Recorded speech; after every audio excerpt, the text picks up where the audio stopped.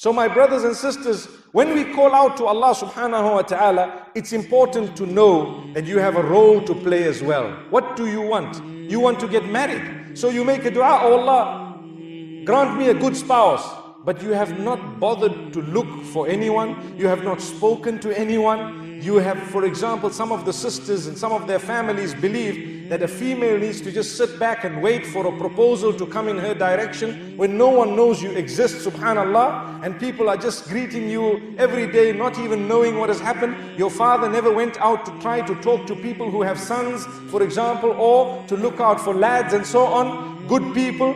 It is the responsibility of Waliul Amr, the guardian, the one who is looking after you, to get you married. It's the responsibility of the guardian. The guardian is considered a person who has failed if he did not actively look for a spouse for those females under his guardianship. So for us to just sit back and say, you know what, your prince, and I've heard this statement, your prince is already predestined. He will look for you and come to you by the will of Allah subhanahu wa ta'ala. You know what? It might have been predestined that your prince would probably maybe only be in the akhirah. May Allah grant us goodness in the dunya as well as in the akhirah. But if we are sitting here and we'd like a spouse here, do something about it. Say the name of Allah, seek the help of Allah, but actively search for a spouse for those under your guardianship. It is a duty upon you. And this is what we fail to realize sometimes. I have had cases where people come and complain about things where the guardian keeps on telling them, make dua, don't worry, it will come, make dua, make dua. How can you continue saying do dua or make dua and continue supplicating to Allah subhanahu wa ta'ala when the capacity has already been given to you by Allah? Allah has given you the capacity and you don't want to use it to try and achieve. For example, if you want to drive to this masjid, if you wanted to drive here, it is not enough for you to sit in your vehicle and say, Ya Allah, take me there.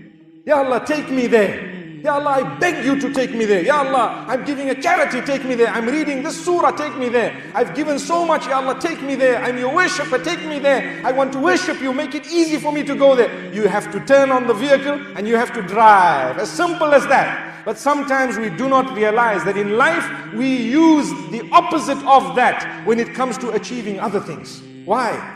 This was common logical example of driving. Allah gave you the car, Allah gave you the energy, you have the driver's license, you know where the place is.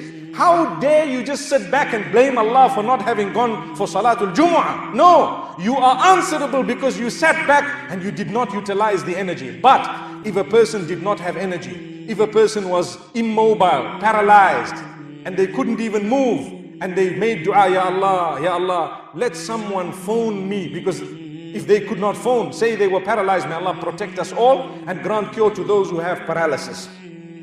May Allah grant cure to all those who are sick and ill as well.